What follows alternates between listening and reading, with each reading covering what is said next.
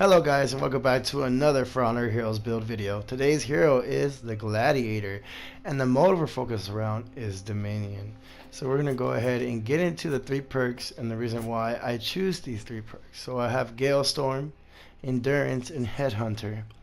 Now I choose Galestorm over Devour and Early Reaper. The reason why that is because having 20% mover speed for 10 seconds, in my opinion, in Dominion is more beneficial than getting health over it getting an execution if you're able to.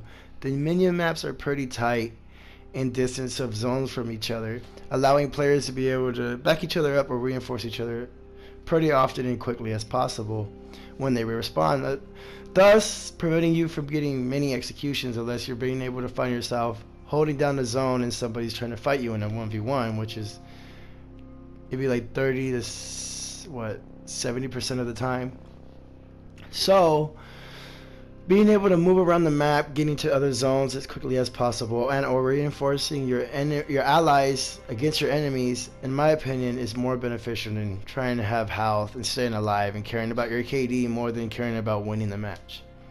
Endurance I choose over Survival Instinct and Crush Them is because the Early Reaper and the Crush Them and Survival Instincts all only happen once. They're not for the sustaining amount of the time or the whole match or on you unless there's a certain prerequisite for it to happen. Like for instance, Survival Instincts, I have to be in critical health in order to benefit from the stamina cost reduction. Crush Them, Early Reaper, it's only my first hits from when I kill and or respawn, which could be my punches, it could be a grab, it could be I hit a minion, it could be a different things. You could hit a player who ricocheted your hit into a revenge, and now you're on the floor, but your 20% damage went to that attack, so it didn't even matter. That's my feeling on those perks. But Endurance, every renown level, which is every time you unlock a feat, which is if you have 2 feats unlocked, your renown level 2, you're gaining a stamina cost of 3% reduction, for a maximum of 4 gains and a total of 12% stamina cost reduction, which doesn't matter if you're in health, critical, or full health. You're always going to have the stamina cost reduction remainder of the match as long as your renown levels are level 4, 1 to 4. It doesn't matter. You get 3% per gain. Moving on to Headhunter, it's a similar status kind of thing. Instead, you're getting health instead of stamina cost reduction, and instead of renown level, it's based off execution. So let's say you execute a bot, you're going to get 4 health onto your maximum health. This unique player is a PvP player. So let's say you're fighting me and I'm playing you and you executed me, you're going to gain another 4 for a total of 8. A maximum increase of 16 health, which is about 1.25 bars of health, a bar and a sliding beginning of another bar. So those are my selections. I choose that over the other perks. The reason why I explain, I'd rather have perks that are benefit me the entire match versus certain conditions or statuses that I need.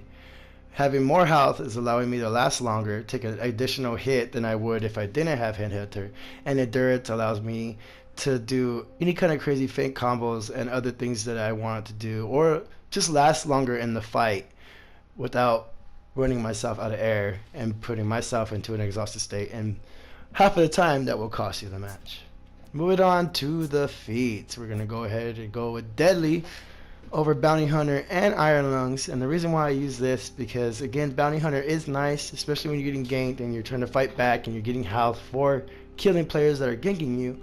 Deadly's always active, so you're doing more damage for everything you do.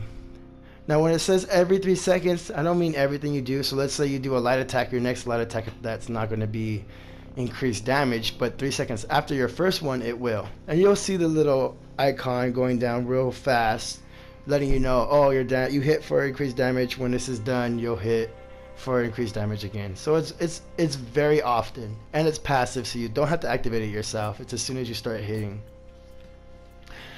Iron Lungs is nice, running out of stamina, being able to run and not walk away and get plowed while you're trying to get recovered, but it is just not more beneficial than Bounty Hunter and or Deadly. Deadly allows you to do more damage, like I'm saying, thus hopefully killing enemies quicker than you usually would, or quicker than they expected you to. Righteous Deflection is another passive that I go with. So, like I'm saying, you're doing more damage, and on top of that, whenever you're getting ganked half the time, I'm pretty sure you're blocking and parrying the attacks that are coming into you, like the unblockables, which allows you to block everybody in every direction once you block one player.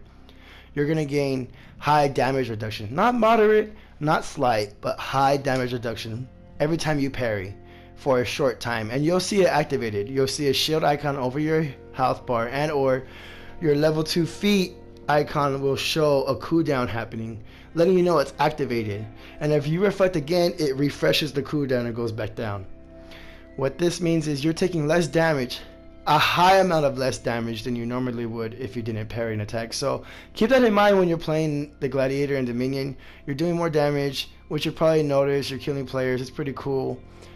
I mean, he needs it, you know, in my opinion. And being able to take less damage by parrying, always try to benefit off of parrying when you're getting ganked when you're using the Gladiator. It's helped me so much. And I've used that over Haymaker and Revenge Attacks. Now you guys know how I feel about Revenge Attacks if you've been following me for a while on these build videos. It gives you a slight amount of increase, and it's really not necessary over other feats that you could benefit off. Just try to get revenge. Do not rely on revenge, people. Haymaker. I used to use this. It's really fun, but now that they took stats away, Righteous Deflection, allowing you to have basically more defense against attacks, is the way to go. Punches, kicks, half the time people already know Gladiator's about to punch somebody. Throws, you can still throw people off with it, and allowing them to deal damage when you guard break is pretty awesome. Now let's keep this in mind. Gladiator doesn't kick, so you're only benefiting from the punches and throws here. So Righteous Deflection is the way to go for the second fleet in my own opinion.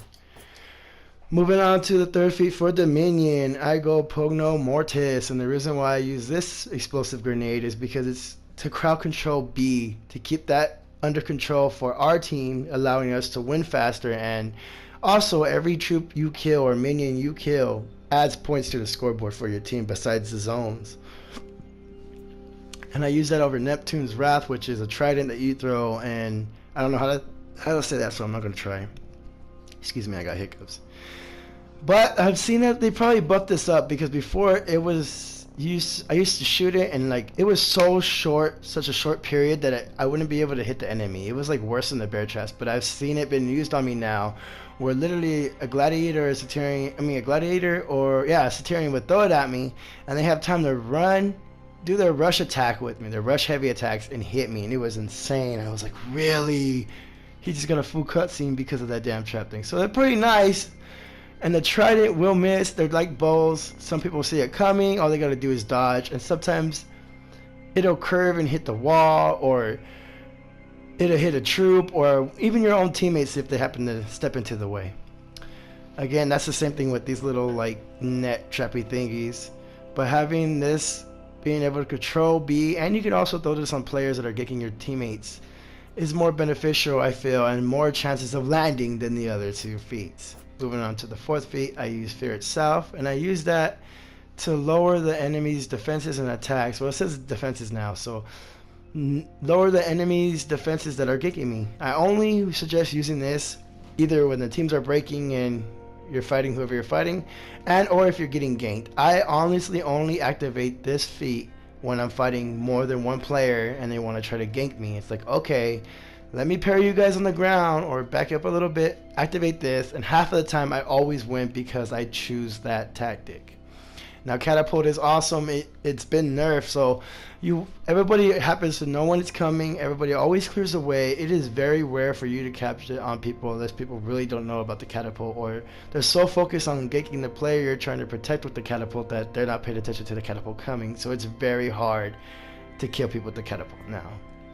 War of the Crowd, I think it's awesome for the sprint stats, and the raise attack, but it's a fourth feat. It still does have, it goes down pretty fast. Like, I've used it so many times, and I don't like how fast it like basically is used. Like, the cooldown on that skill is long because it's your fourth feat, but it's used so fast. Like, it drains so fast compared to Fear Itself. And Fear Itself, I feel, is more beneficial because it's not just attack. You're lowering the enemy's defenses, so it's basically increasing your attack. But to anybody who's ganking you, like, it also helps your teammates. So like, If your teammates are around you or they happen to back you up while you're getting ganked with Fear itself on, they're doing more damage to the enemies too. Not just you like you would with War of the Crowd. And that's my opinion on the feats and perks for the Dominion build for Gladiator. I really hope you guys enjoyed. Thank you so much for taking your time to watch. I hope you guys have been enjoying these builds. And until next time, I'll talk to you guys later.